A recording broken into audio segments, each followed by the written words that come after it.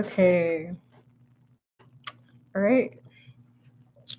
All right. All right. All right. Welcome. Welcome, welcome, welcome, welcome, welcome. Normally I say this is She That Exists with She That Exists, her story channel.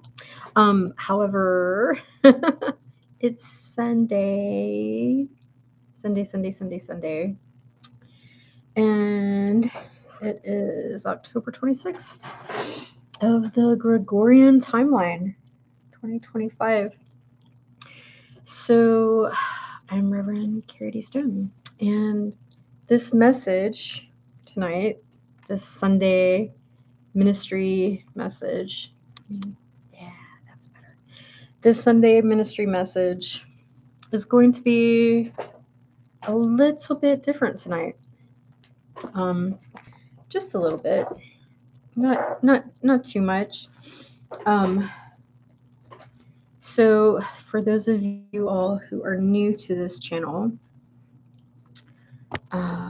Sunday evenings, usually Sunday evenings, I make an appearance and show up live on my YouTube to share a word from God, from Creator, from Yah, life, and minister, because as an ordained minister, I am oath to serve God / life. And I realize that, we have people from all different walks of life, and from many different places in the world.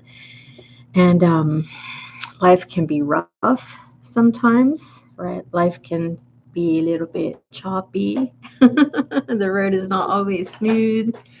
And with that being said, that is the purpose of the subject matter that I am sharing about this evening. And so with that, I just want to begin with a word of prayer. I do my very best to honor the Sabbath, from Friday sunset to Saturday sunset, and just stay in as much silence, quiet time, and going inward and still in meditation as possible, before I come with a word on Sundays. And sometimes I don't know, if a word is going to come, but I just stay quiet and I stay in my body temple and I just wait. And so, yeah, here we go. And like I said, tonight's going to be a little bit different, but that's because there's going to be a longer reading of scriptures, only because I feel that it's absolutely necessary to get the point across that I'm being called to share in this message this evening. And so, so Creator, Mother, and Father, thank you for all that you've given us, and thank you for all that you have done for us, and thank you that we're never alone, and that you walk with us in every moment and every season of our life. And may our hearts be open to the message that is being shared, and may you comfort those of us that need comforting, that are going through trials, tribulations, learning experiences, deeper paths for soul wisdom and knowledge. And may we be able to feel the love of creation, because you created us in your image, because you thought that we would enjoy life. And so it is. Okay. So I'm reading from the Hallelujah Scriptures. There's this old Hebrew Bible that was written for Hebrews that I want to get. It was like written in the 1800s or something, but I haven't gotten a copy yet, but when I do, I'll be reading from it too.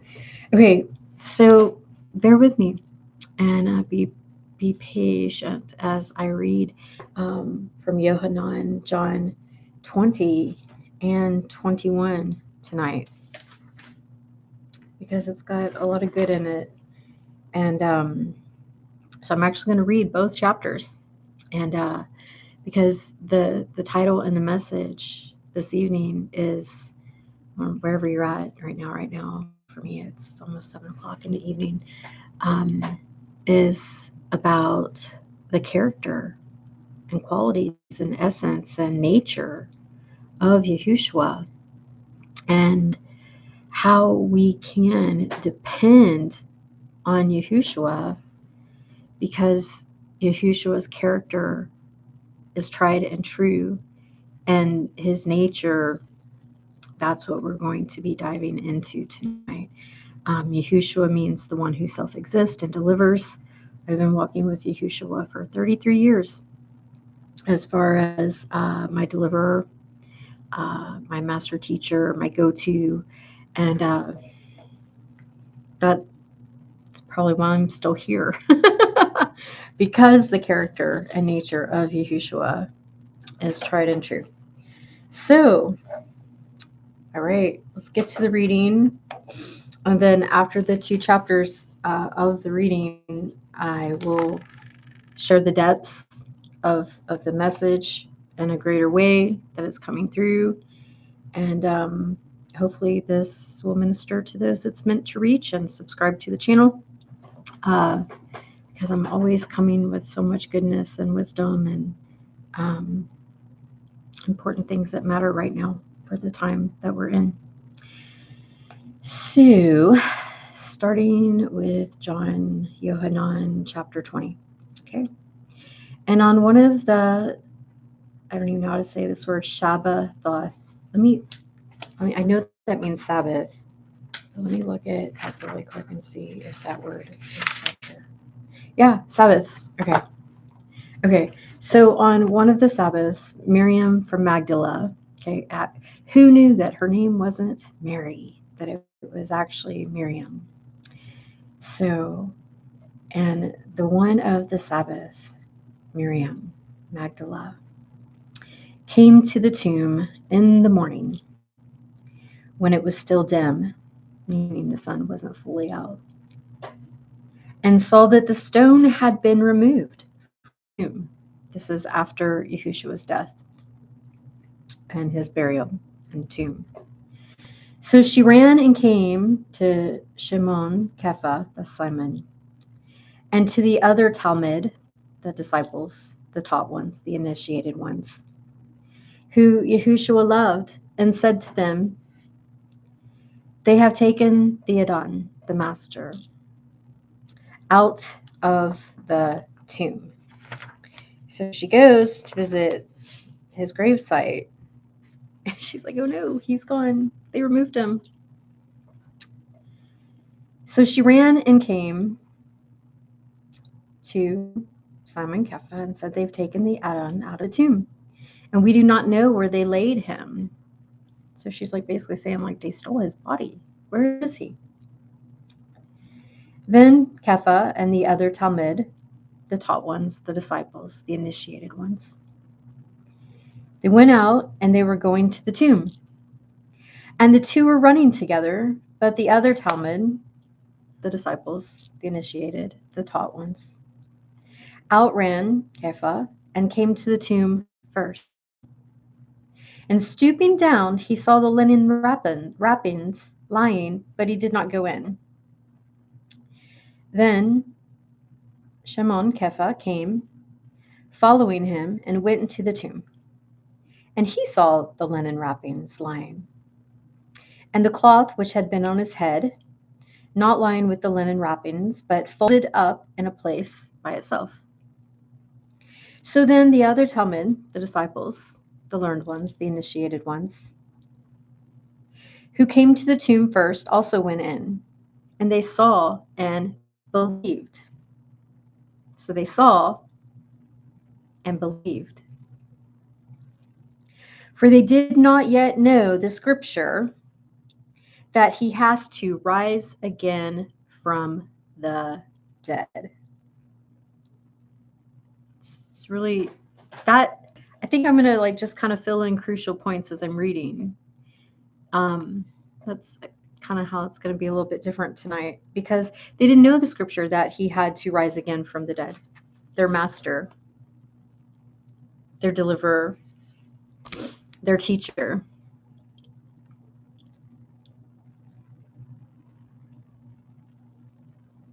And there's something very significant about the dying and the rebirth process.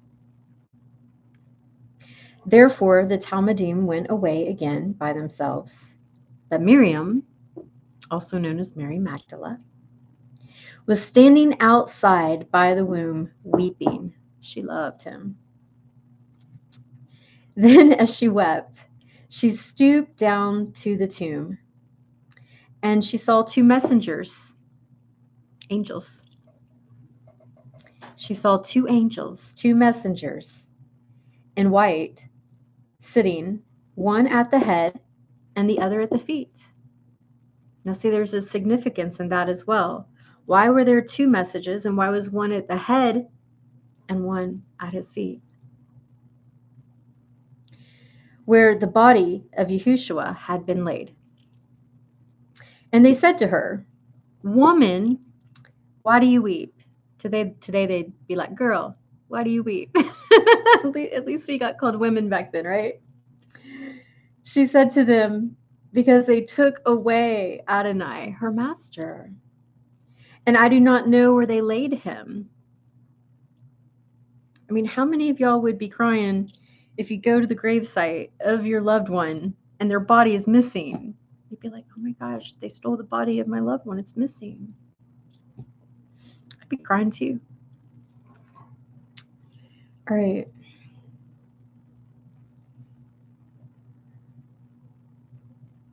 And having said this, she turned around and said, and saw.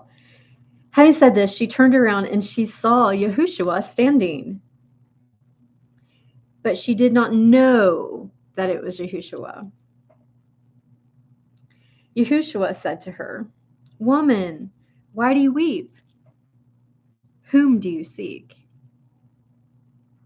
Thinking he was the gardener, she said to him, "Adonai, if you have carried him away, say to me where you put him, and I shall take him away." That's where I got confused a little bit, because why would she call the gardener Adonai? Because Adonai means my master. That's where I was going a little bit deeper. But then it says, Yahushua said to her, "Miriam." She turned and said to him, "Rabboni," which is translated teacher. Yahushua said to her, "Do not hold on to me, for I have not yet ascended to my Father. But go to my brothers and say to them, I'm ascending to my Father and your Father, and to my Elohim and your Elohim." Miriam from Magdala came, announcing to the Talmudim, the disciples, the learned ones, the initiates, that she had seen the Adon, and that he had told her this.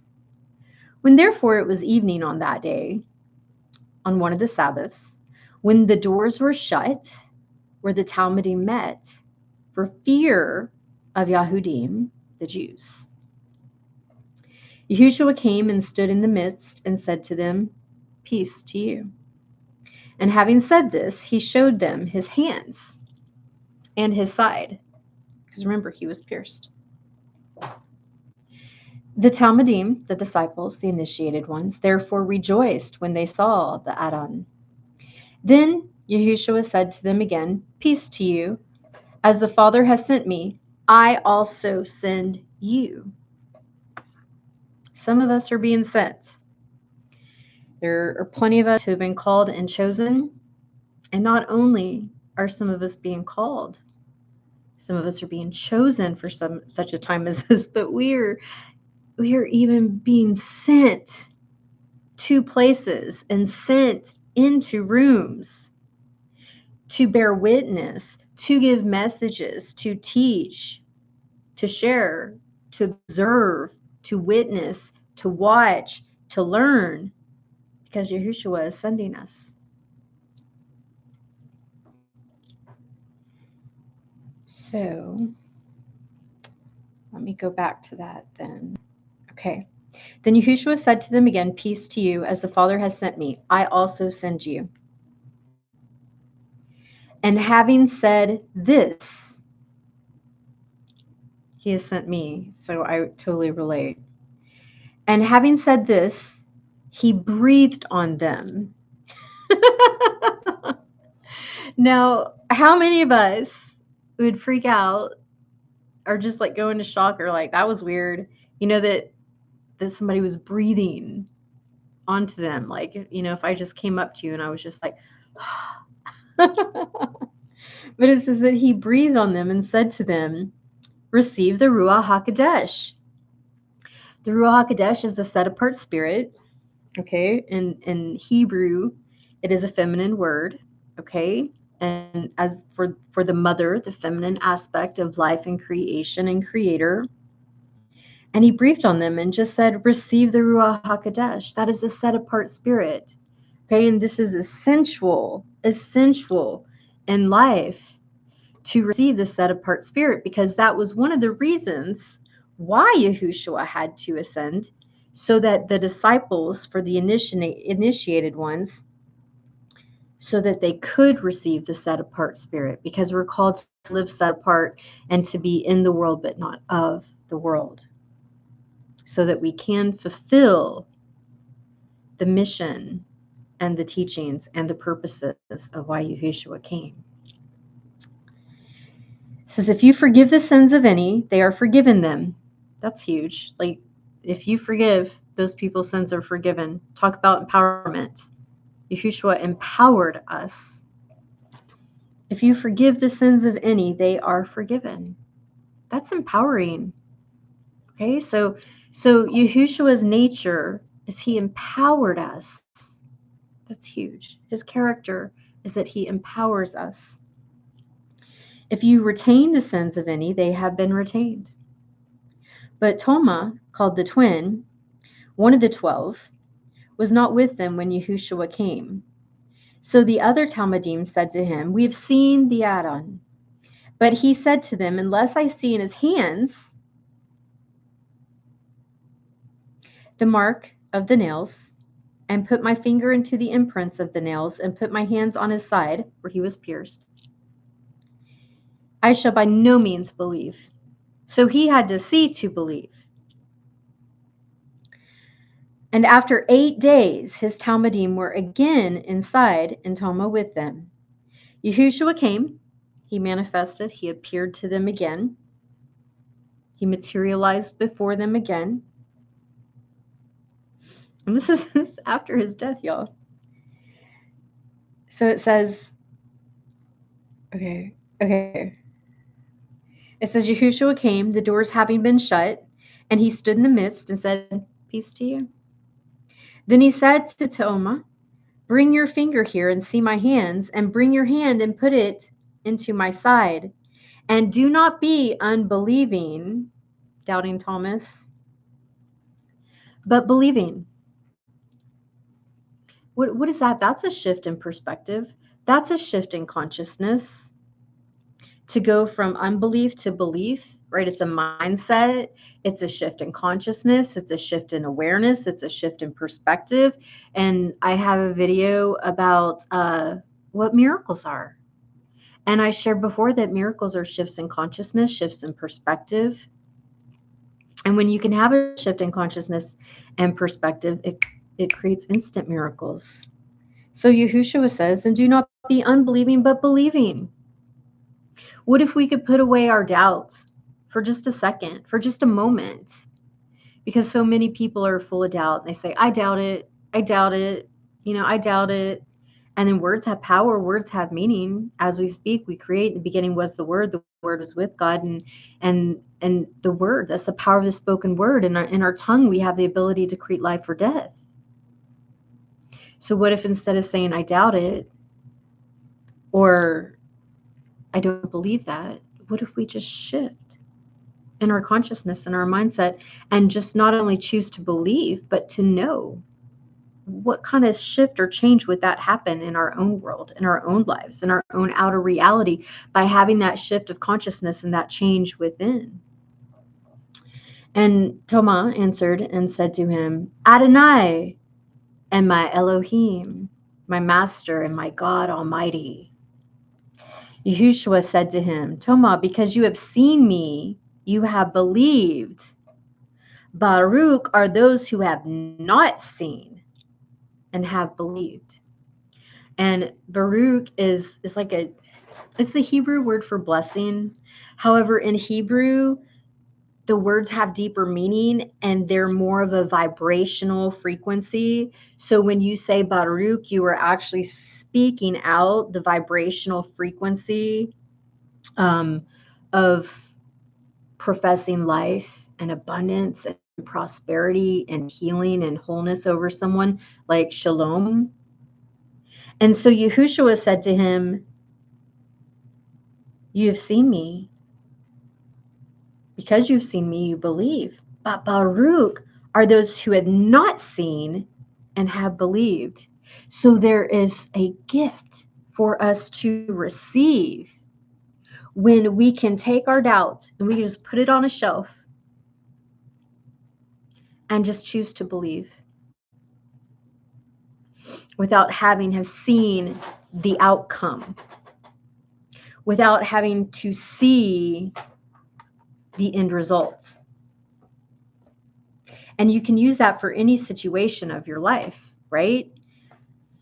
I don't know, let's just pick a situation. Let's say that you have something going on with a loved one, and you're having struggling with having prayer or faith or belief that the situation is going to change with that loved one, or a financial situation is going to change. But what if we could remove the doubt, we could remove the fear, because these are thought forms, right? Fear, doubt, fear of the unknown.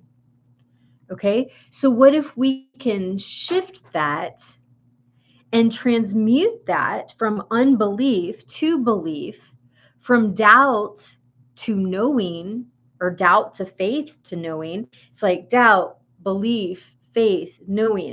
It's progressive. But what if we can just flip that and switch that for any situation in our life, without having to see the proof of the end result or the proof of the outcome, or to say, I'll believe it when I see it, right? Because the world that we live in, of lower vibrational consciousness and lack of faith and just this worldly existence, and modern day world that lacks faith, I'll believe it when I see it, prove it, show me, where's the evidence? What if we just shifted that? Because Yahushua, whose nature is tried and true, who is not a liar, who keeps his word, who is the deliverer, who is the way, the truth, and the life, and that's what he taught, the way, the truth, and the life, which is why he's called the way maker. He's known for his peaceful presence. And there's a special blessing that comes with that. I don't even know how to go deeper into how the Hebrew word Baruch, it's just so much more powerful than just being blessed. Okay, because English loses a lot of its richness. There's a lot lost in the translation, and the energy and the frequency and the vibration of it is completely different. And so Baruch, when you can know and trust without having to see the end result, that Yahushua will work it out for you. that Yahushua's nature is tried and true, and to just put your fear, your doubt, your lack of faith on the shelf, and to step into and switch your consciousness, switch your mindset into that of knowing and trust and believing in an outcome that you can't see yet. There's a special gift in being able to do that, right? Some people call it faith. Some people call it trust. Some people call it having a shift in consciousness. It's all the same. So there were indeed many other signs that Yahushua did in the presence of his Talmudim, his initiated ones, his disciples. And it says that it's not even written in his book because the things have been written so that you believe that Yahushua is Mashiach, the Messiah, the anointed one, the Ben of Yahuwah, and that believing you might possess high life in his name. What does the word say? It says he brings life and life more abundantly. And that's what we're here for, to have an abundant life, a prosperous life, connected to consciousness. I've lived moments of my life disconnected from consciousness. And then I've had periods of my life and things in my life that brought me back into consciousness. And I wouldn't change it for the world, because having those moments of my life where I was disconnected from consciousness helped me to know how it's worth every minute to stay connected to consciousness and stay connected to the life abundantly that was promised. And I know a lot of modern day Christians who don't know the concept of consciousness. And that's okay, because modern day Christianity leaves a lot out. There's a lot lacking. And I'll move on. So, chapter 21. This is where it gets really good. So after this, Yahushua manifested himself again. Okay, so he's dead. He's in the tomb. His body goes missing, but it's not missing, right? Because he's ascending. And he manifests himself again to his disciples, his initiated ones, at the Sea of Kinnereth, and he manifested this way. Simon and Thomas, Shimon Kepha and Thomas, Cod the twin, and Nathaniel of, I think it's Cana, and Galilee of Zabda, and two others of his Talmudim were together. So his disciples, his initiated ones, his learned ones were together. And Shimon Kepha said to them, I'm going to fish. Okay? So he decides he's going to go fishing. And they said to him, well, we're going to come with you. And they went out immediately and entered into the boat. And that night they caught no fish. The whole night. They did not catch one fish. The whole night. Not one fish.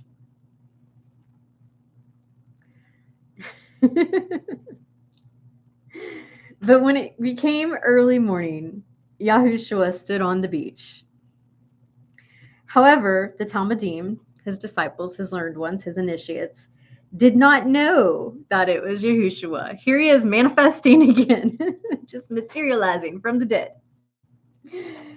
And then Yahushua said to them, this is so important, and this is why I love this translation. Yahushua said to them, children. He didn't say adults. He said children, because we're the children of God, children of Yahuwah. We're the children. And I was telling someone that, I do care about their life, and I call them a friend. However, they're not living in true consciousness right now. And so I'm trying to get them to see that we're all children of God, because we're not called to be adulterated, and we're not called to be adults. That's a term created by the state. Okay? That is not a trust term. That is not a biblical term. That is something that is secular, created by the state to make us less pure, to turn us away from our true identity and who we are. And that is why the gift of the Ruach HaKodesh, the set-apart spirit, is so important, because it protects us from the adulteration and being defiled and the agenda of adulteration by the state. Okay? So then Yahushua said to them, children, because we are the children of God, have you any food? Have you any food? I mean, let's just pause right there. This is the nature of Yahushua, the one who self-exists and the one who delivers, who they called master, who they called teacher, who they called God Almighty. This is who I've walked with for 33 years. And he appears on the beach while they're fishing, and they have no food. It would be like you go home, there's no food in your refrigerator, there's no food in your cabinets, and then Yahushua is manifesting from the dead, from the grave, from the tomb, before he ascends. And hey, before I ascend, I just want to make sure, do you have any food? Are you okay? So that represents the motherly and the fatherly, maternal and paternal nature of Yahushua for his children. Do you have any food? Just showing up, make sure you're okay, make sure you got food. That's who I walk with. That's my master teacher. That's my deliverer.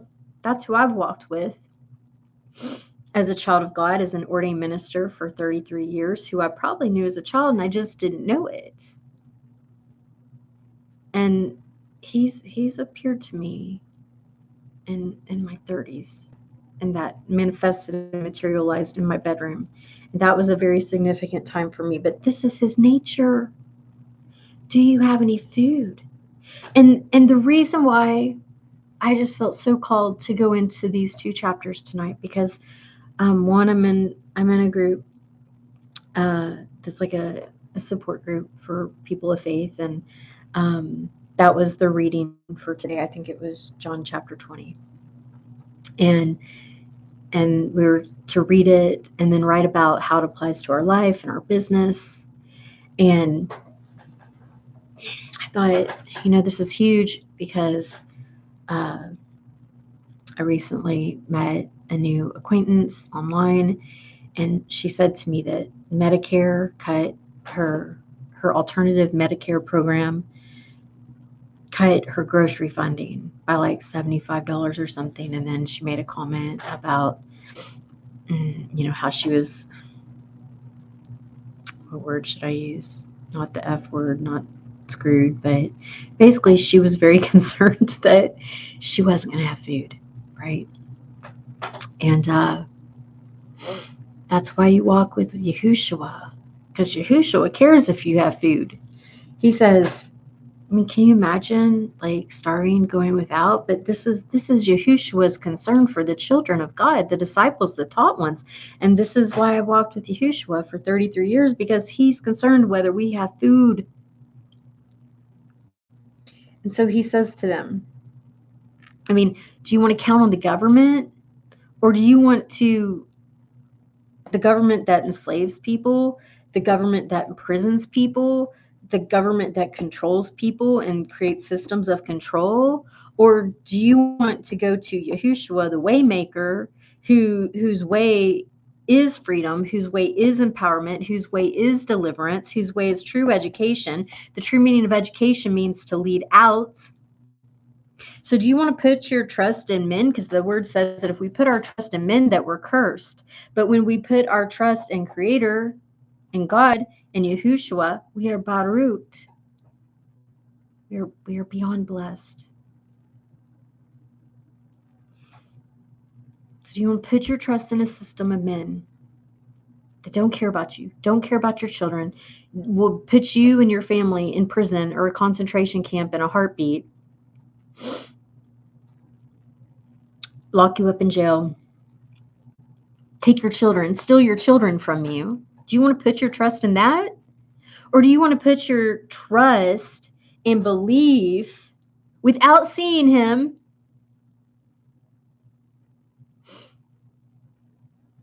in yourself? Trusting and believing in yourself? Knowing that Creator created us with everything that we need inside of ourself? And then that we can call on Yahushua, who cares about if we have food or not? I mean, this is his character. This is his nature.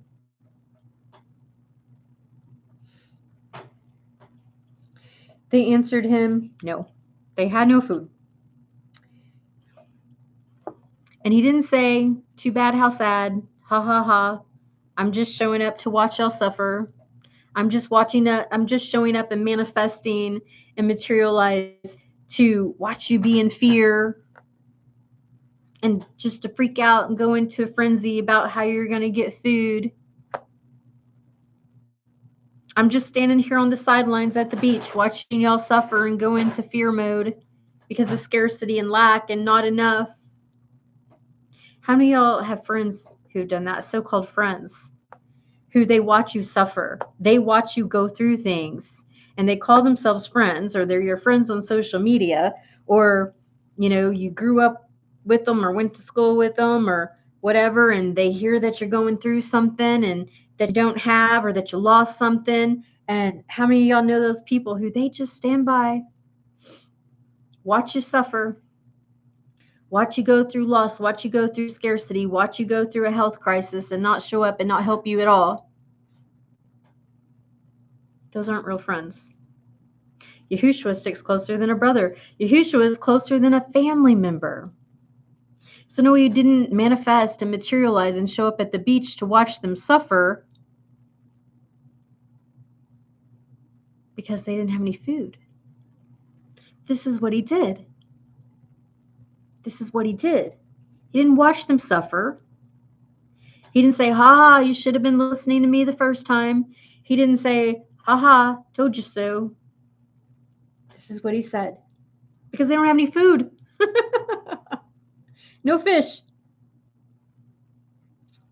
And that's what he said to them.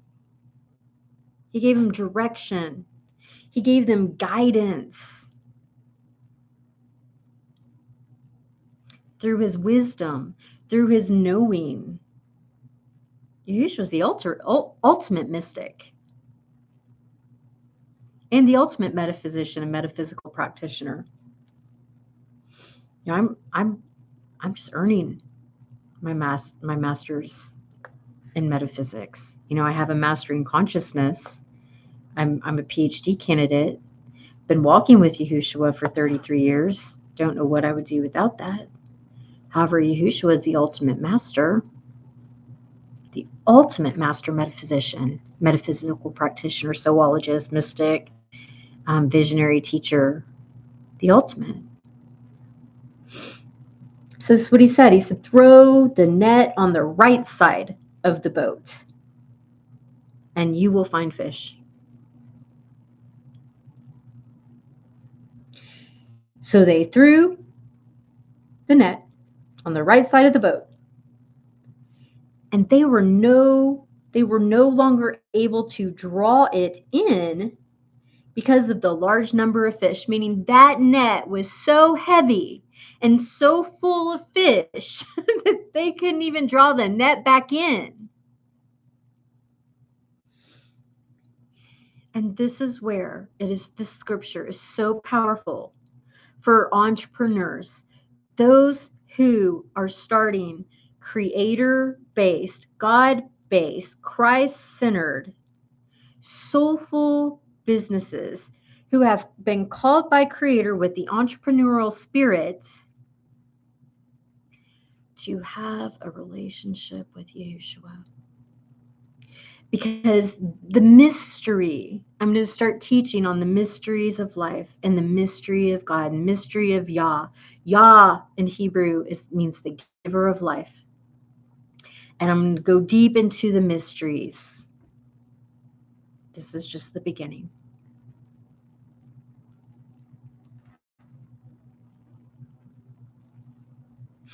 But the mystery of God is being in the will of God, being in the will of Yahushua for your life, for your business, for your home, for your family.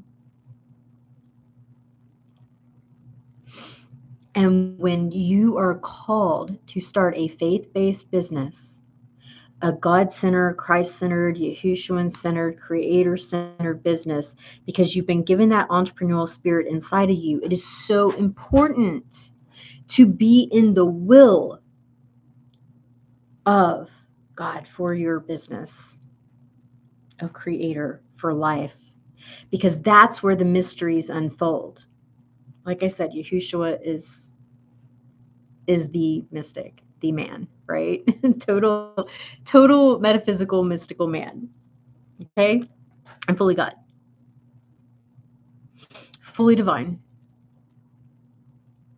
Yet fully human.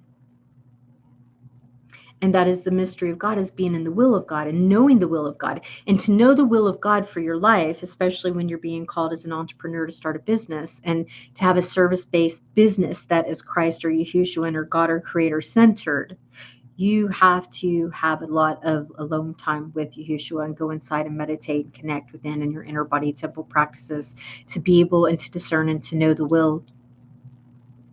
Especially because when you're building a business and you're an entrepreneur, you don't know when your clients are going to come.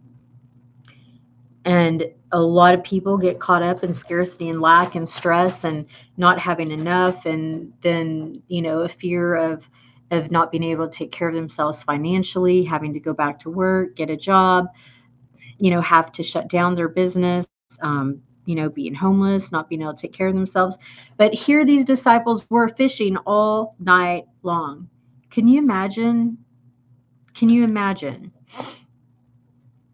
No food. No food. And you're fishing all night long and you still have no food.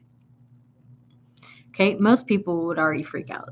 Okay, they'd already freak out. They'd be going crazy, freaking out, because, let's face it, most people don't even know how to fast. If somebody had to fast, they wouldn't even know what to do. But it's the nature of Yahushua to care for us and love us and provide for us and to help us and to teach us the way and the truth and the life. So, but he gave him guidance, he gave him direction, and he made sure that they had so much fish and they had so much food that they couldn't even draw that net up because it was so full of fish. That's Yahushua's nature. That's Yahushua's character, to provide for us, to teach us, to show us the way and the truth into life, and to just give us that little bit of faith, that little seed of trust. And I've been in that place many times on this entrepreneurial path and this soul-led path and this spirit-filled path and this faith-based life and this path that I've had for 33 years dedicated and consecrated to God, Creator, life. Life is sacred. The innocence of life, the sacredness of life, trusting Creator for my life. Creator gifted this life. Why would I not trust Creator? And so the nature of Yahushua is when it seems like you're starving and you got no food and you're fishing and you're fishing and you're fishing, or you're trying to get clients, or you're marketing yourself, or you're promoting yourself, or you're putting yourself out there, you're making yourself visible. You're saying, this is, I'm doing it. I'm doing it. I'm putting myself out there. I'm promoting myself. I'm fishing. I'm trying to get some fish. I'm marketing. I'm letting people know I offer coaching service, that I offer counseling services. I offer these spiritual services, these soul-based services, these soul-led services, these creative services. I'm making myself visible. I'm here. I offer these services. but the clients don't come. So what do? You trust in Yahushua. And he brings you a whole net of fish. Not just one client, not just one fish, but a whole net. It's powerful. You got to go deep with this. Okay, the deep calls out to the deep. You cannot live superficially in this lifetime. You just can't. So the disciples who Yahushua loved, he loved them. He loves us. So his nature and his character is to provide, to give, to protect, to nurture, to love, to care for. He embodies both the masculine aspect, the father and the mother aspect of creator, the maternal, the nurturing, the comforting, the caring. And it says that Yahushua loved them. And he said, it is the Adonai. And then Simon, hearing that it was the Adonai, his master, put on his outer garment, for he was stripped, and he plunged into the sea. And the other disciples, the Talmudim, the initiates, they came in the little boat, for they were not far from the land, but about 200 pekun, dragging the net with fish. They had to drag that net. It had so many fish. So Yahushua doesn't just provide us one or two fish. Yahushua provides an abundance when we listen to the guidance and the direction. That's prosperity. The meaning of prosperity is an ancient word. Prosperity means living in harmony with nature, listening to the inner guidance, listening to the intuition, being in harmony with life and nature. Not going into the scarcity and the fear of society and the ritual, mind control, and fear trap of not having enough and not being enough and having to work or slave or steal from other people or manipulate people or manipulate situations or, the things that people do, like to hustle. Did Yahushua tell the disciples, you got to go out there and hustle? Go out there and get a job and hustle. And there's this one girl, I won't say her name, but she always talks about how she works her, I'll say, butt off. But Yahushua didn't tell the disciples, go and work your butt off. Yahushua said, just cast your net to the right. You've been casting your net to the left. Cast it to the right. The simplicity of being a child of God, the simplicity of having a relationship with Yahushua. I got chills just saying that. So anyway, he left his disciples. They were dragging all those fish. They had to drag it. That net was so full of fish. So when they had come to land, they saw a fire of coals there, and fish laid on it, and bread. So Yahushua didn't even just say, hey, I'm going to give you fish. He's like, I'm going to throw in some bread. Now, I like some butter on that bread, like some really nice garlic butter. And I wonder what kind of bread it was, because I got my favorite kinds of bread too. So Yahushua, he had him set up. He didn't even just help him get the fish, but he got the fire started on for him, so he grilled the fish. He probably put out some spices so they could spice up that fish, make it nice and flavorful. Yahushua said to them, bring some of the fish which you have now caught.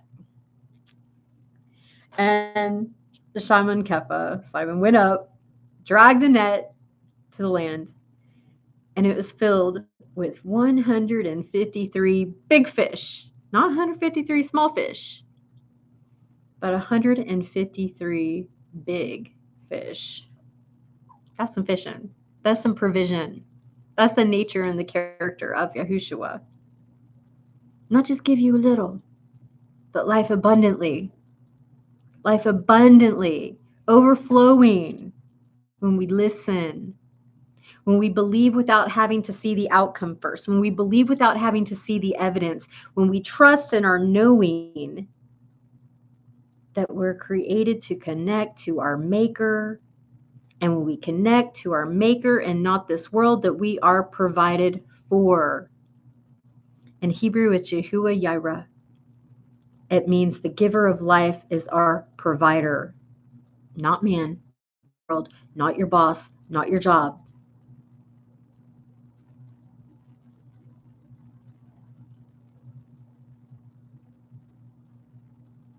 All right. So I'm going to keep on reading, and I'm going to stay on the subject matter because I do remove people from the chat when they get off the subject matter and when there's disrespect.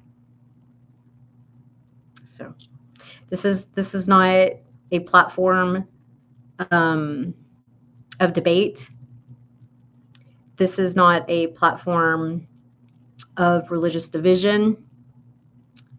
This is not a platform of Sadducee, Pharisee, and debate. So that's your choice, what you choose to put next in the chat. Okay? But you're off topic, and I don't allow people to disrespect the message. All right. So there's 153 big fish. And though there were so many, the net was not broken. So the net didn't even get broken. This is how Yahushua takes care of us. This is how Yahushua provides for us. It's not like Yahushua said, get in your car, go here, you'll find some clients, you'll get some business, but on the way back, your tire's you're gonna get a flat on the way back. No, the net was not even broken. This is the nature and the character of Yahushua. And he said to them, come, have some breakfast. It's like we get to be the children of God. We get to remain in our innocence.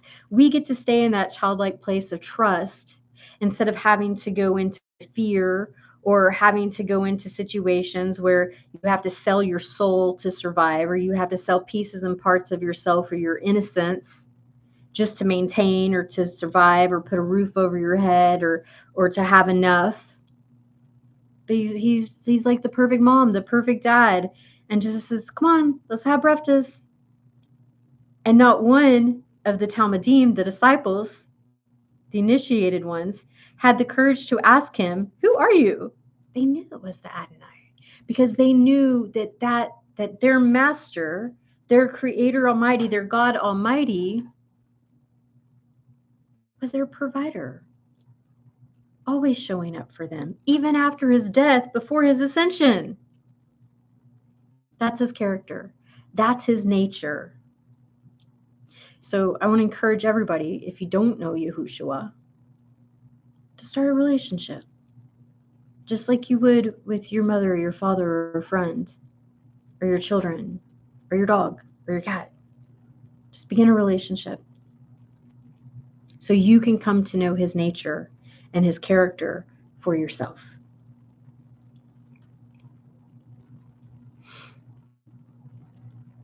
All right, here we go. He said, come have breakfast. They knew it was their Adonai. And Yahushua came and took the bread and gave it to them, and the same with the fish. This was now the third time that Yahushua was manifested to his Talmudim, his initiates, his learned ones, his educated ones, after he was raised from the dead. It's just remarkable. When therefore they had eaten breakfast, Yahushua said to Shimon Kapha, Shimon of Yonah, do you love me more than these? He said to him, yes, Adonai, you know that I love you. He said to him, feed my lambs.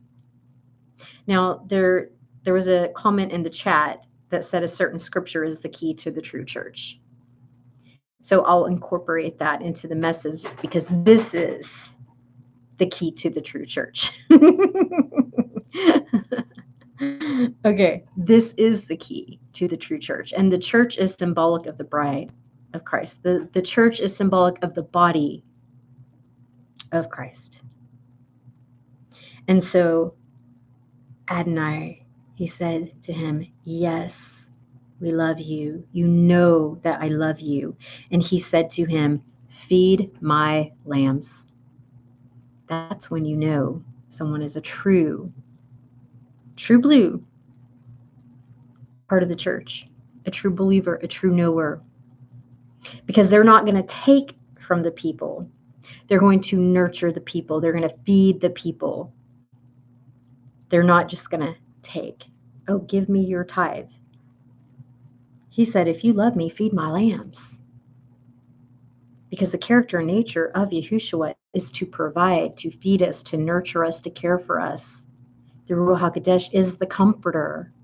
And Yahushua was the embodiment of the mother and father aspects of creation: protector, provider, nurturer, teacher, love. Feed my lambs. That's the key to the true church. He said to him again the second time, Shimon of Yonah, do you love me? He said to him, yes, Adonai.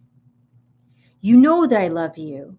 He said to him, shepherd my sheep. That's the second key to the true church. The true church is going to feed, nurture, love, care for, comfort, shepherd, which means to guide, to protect, to look over, to oversee, to be a watchman, to be a watchwoman, to not allow any harm to come over anybody.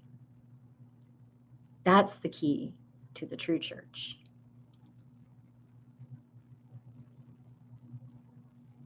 All right? The church isn't in a building. The church isn't a denomination. The church isn't an organization. The church is not a religion. Yahushua taught the way, the truth, and the life. And the way and the truth of the life is to feed my lambs, to shepherd my sheep. And this includes the maternal and fatherly aspects of God, of creator of life. The nurturing, the protection, the provision, the comfort, the love, the everything, you name it, the essence of life. And he said to him the third time, Shimon of Yonah, do you love me? Kepha was sad because he said to him the third time, do you love me? And he said to him, Adonai, you know all. You know that I love you. And he said to him, feed my sheep. How many churches do we know today that aren't feeding people, aren't nurturing people? They demand the tithe. They say, pay the tithe, pay this tithe, pay the tithe, bring your tithe. But they're not providing homes. They're not providing shelter. They're not teaching people actually truly how to fish. They're not truly nurturing people. They're not caring for people. And I know this because I've had church hurt in the past. I've had so many fake Christians in my life. So much more, I don't even talk about it anymore because it is so fake. They're so fake. He said, feed my sheep. Not just feed us knowledge, not just feed us wisdom, not just feed us truth, because the true message of Yahushua was to deliver us from the systems of the world. And there are way too many churches that exist today that don't even tell the truth about the system. They don't even teach people how to deliver themselves from the slave system of the world. And Yahushua's true message was to lead people out, because true education leads us out. I don't know about you, but I'm going to go to the one who feeds me. I'm going to go to the one who nurtures me. I'm not going to go to a man-made religion, but I'm going to go to the one who nurtures me and feeds me. That whenever I'm doing my best and I'm obeying and I'm listening and I'm going within and I'm being obedient and I'm following God's will, and I may not have the house on the hill and all the assets and all the wealth and the millions from investments, but I know when I go to Yahushua, I know that I'm going to get fed. I know that whenever I'm filled with the Ruach, Holy Spirit, the set-apart Spirit, that I'm comforted, that I'm cared, that I'm loved, that I'm not forsaken, that I'm not abandoned. So he said, if you love me, feed my lambs, feed my sheep, and shepherd them. Shepherd them. That's the true church. Truly, truly, I say to you, when you were younger, you girded yourself and walked where you wanted. But when you are old, you shall stretch out your hands, and another shall gird you and bring where you do not want. Now this he said, signifying by what death he would esteem Elohim. And having said this, he said to him, follow me. And Kepha, turning around, saw the Talmud, whom Yahushua loved, following, who also had leaned on his breast at the supper and said, Adonai, who is the one who is delivering you up? Who's ascending you? Who's delivering you up? Seeing him, Kepha said to Yahushua, but Adonai, what about this one? Yahushua said to him, if you want him to remain till I come, what is it that to you? You follow me. Feed my sheep.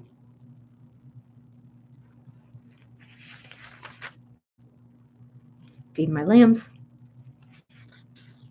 Shepherd my sheep. Follow me. That's the true church. Not in a building, not a 501c3, not a religion, not a denomination, but the way, the truth, the life. Therefore, this word went out among the brothers that this Talmud, his initiated one, the learned ones, the disciples, would not die. However, Yahushua did not say to him that he would not die. But if I desire him to remain until I come, what is this to you? This is the Talmud who bears witness about these and wrote these. And when we know that his witness is true, now there is much else that Yahushua did. If every one of them were written down, I think that the world itself would not be able to contain the written books. Amen. Yeah, the acts and the works of Yahushua cannot even be contained if they were written down.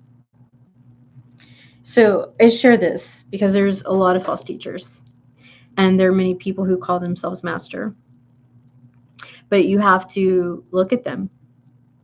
Are they feeding people? Are they caring for people? Or is it all about them? Are they just building their empire? Are they just building their business? Are they taking from people? Or are they providing? Are they teaching? Are they sharing? Are they caring? Are they loving? I'm just a child. I'm just a child of God, a child of Creator, a child of life. Yeah. And a student of life.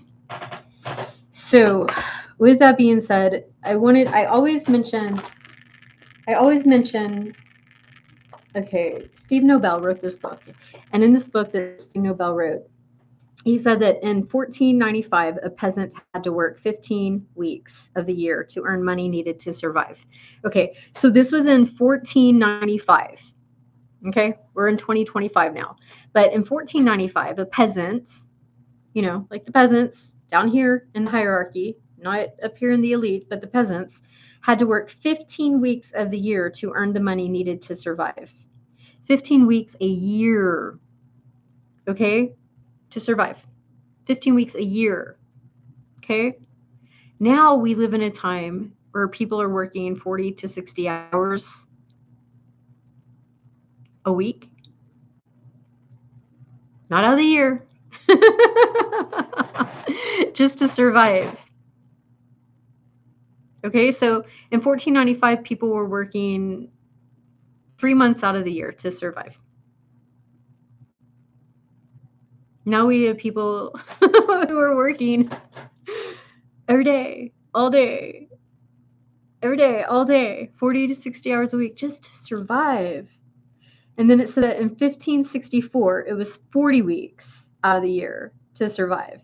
And then he says now it's almost impossible in the UK, substitute that for Australia, the United States, anywhere, for a family with children to survive on the wage of one parent working full time. And I always talk about this because we're so programmed today to think that slaving away is normal. And back then they worked 3 months out of the year to survive. Now everybody's working 12 months out of the year to survive, and they call it normal. As slavery. Is slavery. So, I say all that to say, do you want to serve the world that makes you a slave and says you have to work 12 months out of the year to survive just to be a peasant? When in 1495, you only had to work 3 weeks out of the year? Three and a half weeks out of the year to survive as a peasant? And now everybody's working 12 months out of the year to survive? Peasants, you're lucky if you get to be middle class. Do you want to fall into that pattern of the world? Because the word says that we're called to be in the world, but not of the world. And after knowing the nature and the character of Yahushua is to love us, to provide for us, to nurture us, to care for us, to shepherd us, to protect us, to show us the way, the truth, and the life, to deliver us, because it means the one who self-exists delivers, and the meaning is in his name. Do you want to put your faith and your trust in the systems of man and the job and the government or the corporation and calling the boss, your big man? Or do you want to put your trust in Yahushua? And I don't share all this in a religious sense. I share it just to pose a question, to get people going deeper. And I'll say for 33 years I've walked with Yahushua, and I wouldn't change a thing. I wouldn't have the knowledge that I have today. I wouldn't have the insight that I have today. I wouldn't be able to help people today in my service-based business. And the services that I offer as a metaphysical practitioner or a coach or a soulologist or as a creative director. And I wouldn't have the life wisdom that I have in all the different ways that I help people in the way that I'm called to serve. And I wouldn't even be who I am today, probably. I probably would have soul loss. I'd probably, I don't know, maybe I'd be dead. I know there's value in believing in yourself, of course. There's value in believing in yourself. There's value in trusting in yourself. However, it's important that we choose guides that their nature and their character is tried and true. And I've had mentors come into my life. I've had teachers come into my life. I've had people teach me things. I have continued education. I have higher non-secular education. I have state education. I have specialized education and different trade schools, that type of thing. I'm self-taught. However, I would not change anything for my relationship with Yahushua. So there are people who come across my channel, and I think this message is so important. And so I want to encourage you to have a relationship with Yahushua. And the character and the nature of Yahushua is tried and true. The character and nature of Yahushua is to provide. And so living in this world of working 12 months out of the year, slavery, 40 to 60 hours a week at the job. And then Steve Noble says that in 1495, a peasant worked for 15 weeks out of the year. That's 3.5 months out of the year to earn money needed for their survival. And now we're working 12 months out of the year for our survival. That's slavery. So do you want to put your faith in the slavery system of working 40 to 60 hours a week just for survival, 12 months out of the year? Or do you want to put your faith and your trust in Yahushua, knowing he cares about your happiness, he cares about if you have food, he cares about if you've got food in your refrigerator or not. And he doesn't just give you one fish. He gives you 163 fish. I don't got that number memorized. But it wasn't just one fish.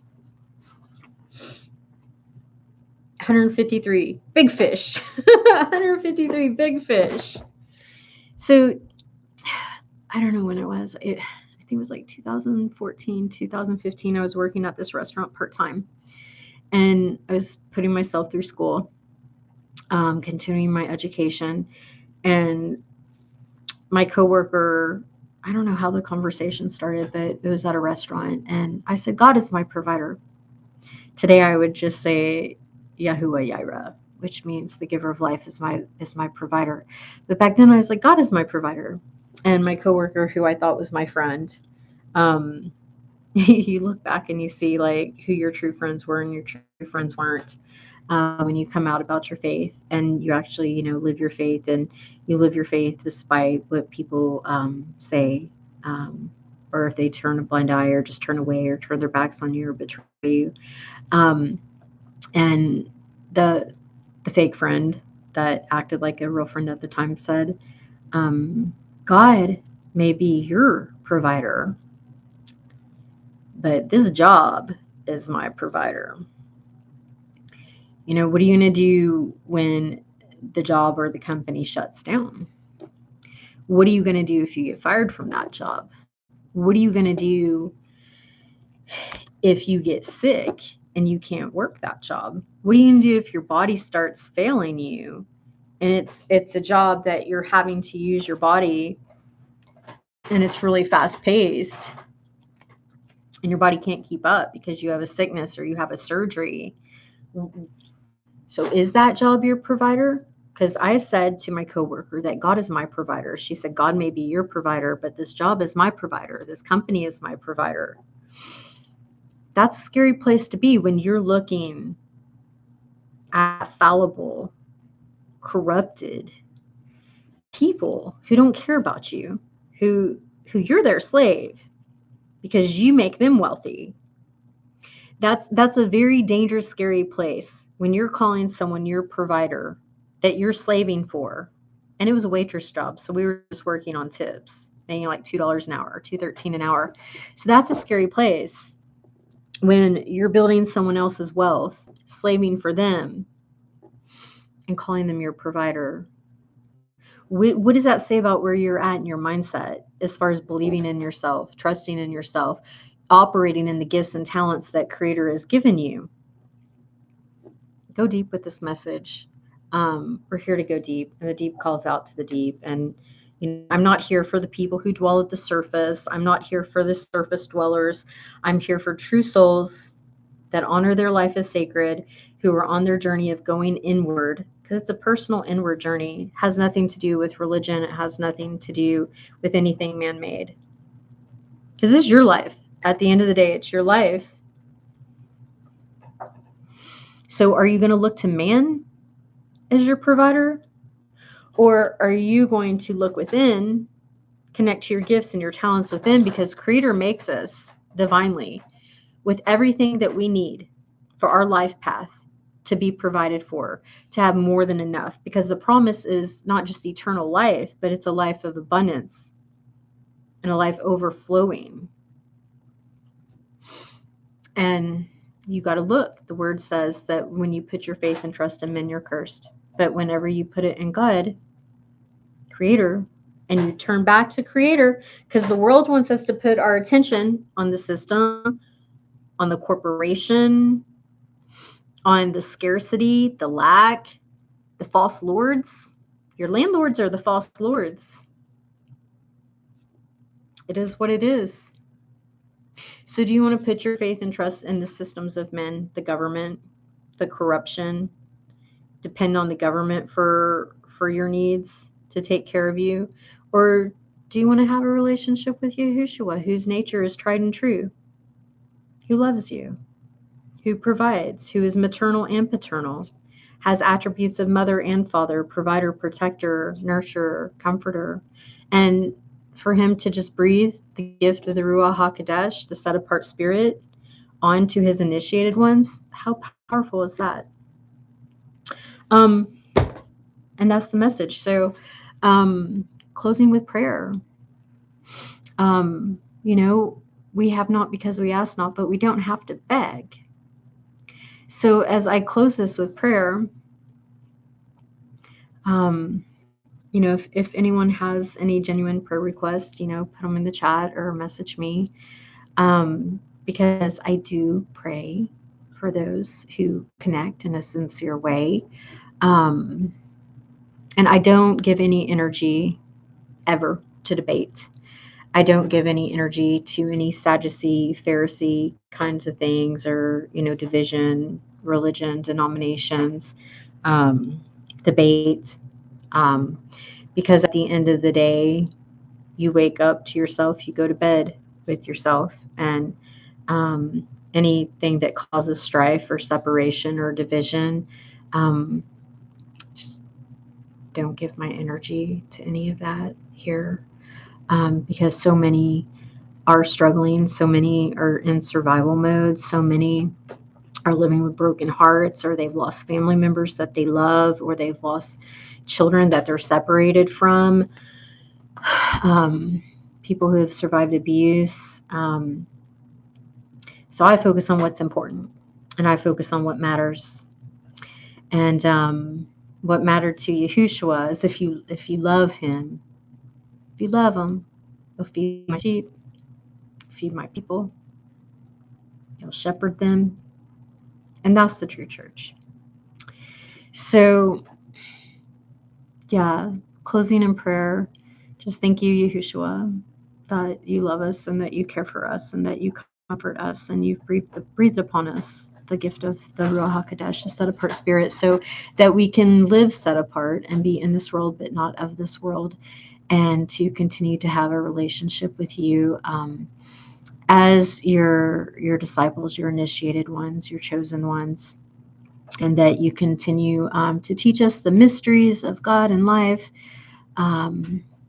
as we come to you and we abide deeply with you in our hearts and in our lives, and put our faith and trust in you and have relationship and communion with you, and to trust ourselves and belief in ourselves and operate in the gifts and the talents that we have, that have been bestowed upon us, and that we continue to get quiet. We go within and we meditate and get still and calm and quiet to hear your guidance and hear your direction.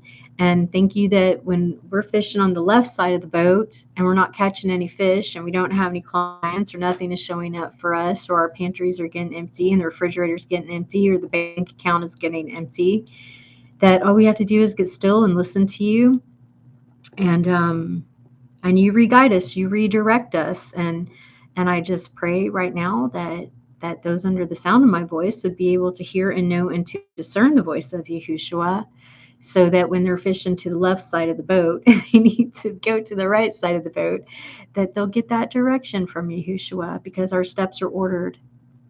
And I just pray that anyone who's made it this far into this deep, deep, deep message of truth and love and wisdom and nurture, that any of us who are listening to this right now, that we'd really, really, really, really feel the love that you have for us, through the relationship and the connection that we have with you, going deeper and deeper and deeper and deeper and deeper with you as our deliverer and our teacher and our master, and our high priest and our elder brother, and the one who teaches us the way and the truth and the life. And thank you for caring about us and loving us and having that maternal love for us.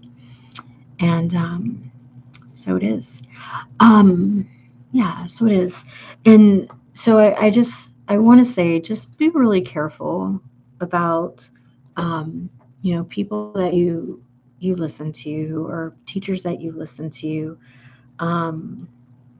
because there's a lot of people out there that don't care about you and don't really love you and don't really care about you, your children, your family, your parents.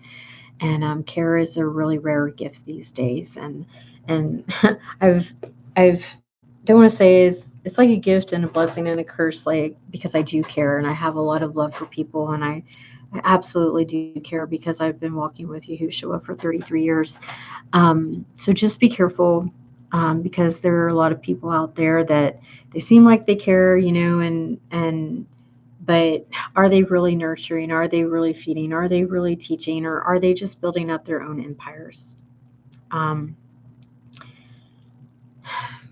So, yeah, just be aware. So, with that being said, this is the conclusion of the Sunday ministry message for October 26th on the Gregorian timeline of 2025.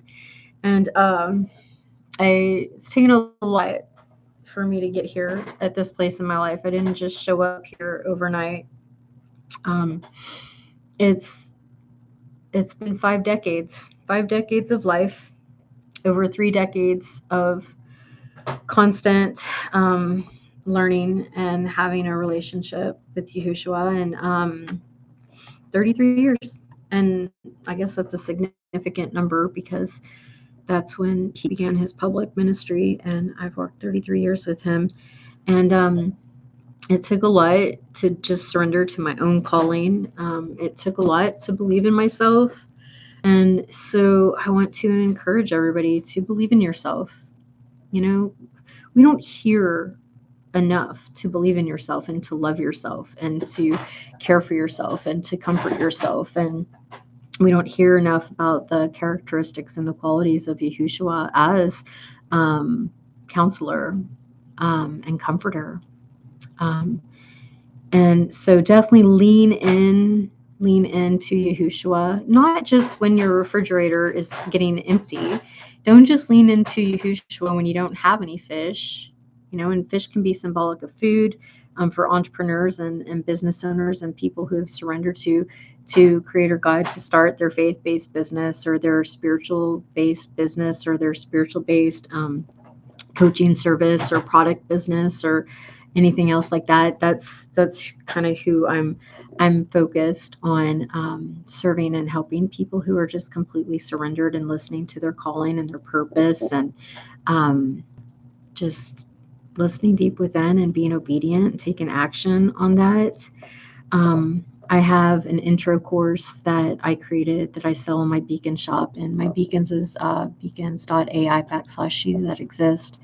And I have a conscious master's course for parental alienation. People who have experienced that or going through that, just disclosing more of the truth about what that actually is. And then also like an intro beginner's foundational business course for people who are creative, spirit-filled, living spirit-filled and soul-led lives, who have a relationship with God, Creator, who want some foundational steps in being obedient to Creator to start their business or their freelance work, or what they're being called to do in their soul-led, spiritual-based life, to answer the call to their entrepreneurial spirit. And I could say that, to do that, it's to have a relationship with Yahushua HaMashiach is the way. It's the way, the truth, and the life is the way to go. Because you definitely want to walk with someone who's going to make sure that your net's full, okay? Whether that's with clients or whether that's with food.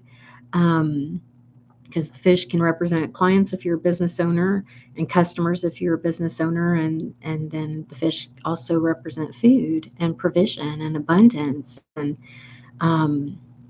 Yahushua teaches us, prosperity is a way of being, an ancient way of being, of connecting with life and nature and being in tune with the flow of life, because the way and the truth and the life is connecting to the flow of life, connecting to your intuition, connecting to your instincts, connecting within, being in harmony with life and nature, and being in harmonious energies. And I don't know about you, but like me, I could tell whenever I'm not in alignment on a soul level with what Creator has for me in my walk with Yahushua, and the energies around me, it's very dissonant. It's very it's just very scattered. I could tell when I'm in lower vibrational environments. But when you're aligned on a soul level with where you're meant to be in your walk with Creator and in your purpose and your calling, and Creator's will for your life, and soul alignment, the energies are harmonious. Everything is fluid, and it's just about going inward moment by moment to get direction. And so I hope this message helped, because I definitely am listening right now to see where Yahushua is drawing me to cast my net. Because I know people freak out when their bank account gets low, or they don't know what's going to happen next, or they're in between jobs, or all the things, right? Because, the reality is, if you lose your job and your place to live, there's we're getting to the point where like homelessness is illegal. And so the only answer for that is concentration camp or prison camps. So that's the reality of just the corrupted, sick system that we live in, that is the Antichrist system. But with that being said, better to walk with the one who helps provide you with a lot of fish and whose character is tried and true. And Yahushua will even guide you to learn new skill sets to help you in your life, in your business, or in your freelance work or your job, or to increase your skill sets. So yeah, that's the nature and the character of Yahushua. And Miriam, Mary the Magdalene,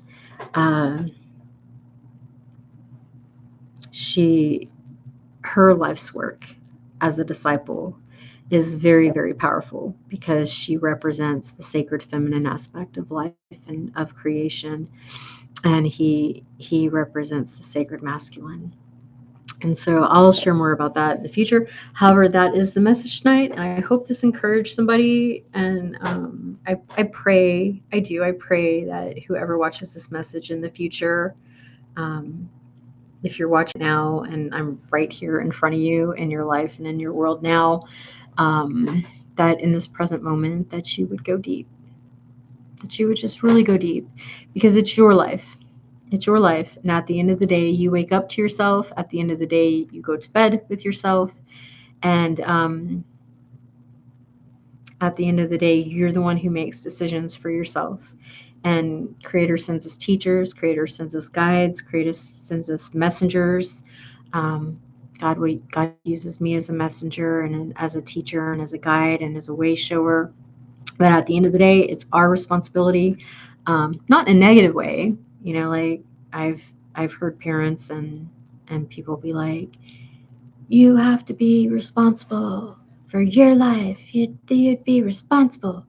And it's just like this mean, scary, abusive thing, like responsibility, and that just causes trauma and abuse and mental degradation and emotional degradation and, not being seen, not being heard. But in Latin, responsibility means to lead out. I'm sorry, not lead out. That's education. Responsibility means to respond. Responsibility means to respond to one's purpose, one's calling. So responsibility is not like this big scary thing that, so-called adults beat over us and beat into our head. Responsibility is the ability to respond to your soul's purpose and your soul's calling. And they're not going to teach that in a state-funded school. They're not going to teach that in a secular institution. They're not going to teach that in a worldly system. They're not going to teach that in a government system. However, true responsibility and the meaning of responsibility is a spiritual word. It's not a secular word of, we're going to abuse you and torture you and traumatize you because you're not responsible for your life, and you have to be responsible for yourself, or else you're going to be mentally, emotionally, and spiritually abused and traumatized. Responsibility simply means to be able to respond to your soul's purpose and your soul's calling. And that's a lot of the work that I do as a metaphysical practitioner and soulologist, is to help people connect to themselves on a soul level, because we are infinite souls, right? Having this so-called human experience in this body, in this form of divine intelligence. And it's our job to tap in. It's our responsibility to be able to respond, to connect ourselves on a soul level, connect to God, Creator, life within. And I would not have been able to survive and make it this far without Yahushua and my relationship with my Adonai. So that's why tonight I just really felt called to share the character and nature of Yahushua, because Yahushua sticks with us closer than a brother or sister or a family member. The word says that when our parents forsake us, that God, that Creator, takes us in. And for me personally, I did have my parents forsake me. and family members turn against me and betray me, and fake Christian friends turn against me and betray me. And Yahushua has always been the constant. And so, yeah, in a world of fake friends or fair weather friends, and even pastors who are hurting people. I know a lot of pastors who I just think, how'd they even become a pastor? Why would anybody go to that church, much less give a tithe and make the pastor rich so they can go on vacations or buy expensive cars and expensive houses and, everything else. So I don't know, go deep. Chill's life. All I can do is share the wisdom that has been gifted to me because of my walk with Yahushua and my obedience. And I'll continue into my work and my master's work as a metaphysical practitioner with Yahushua, and I'll continue to do my job, and I'll continue to be obedient to Creator's will and teach and share, and continue to honor the Sabbath, and continue to show up on Sunday as long as Creator Almighty wills, and to give the Sunday message. And after sitting in silence and meditation and going within to see what I'm called to share, and continue to serve my audience and the subscribers for the She That Exists, her story channel on YouTube, and continue to offer my services and my master's courses, and my creative director's work and my creative direction work. So yeah, may you be Baruch, right? Baruch are those who believe yet haven't seen. So may you be Baruch and choose to believe and to know without having to see the final outcome or to see the proof. Yeah, this is all. So this is Reverend Kerrie Stone with the founder and the owner of She That Exists with She That Exists, her story channel. And as always, I'll be back. Till next time. May you be Baruch.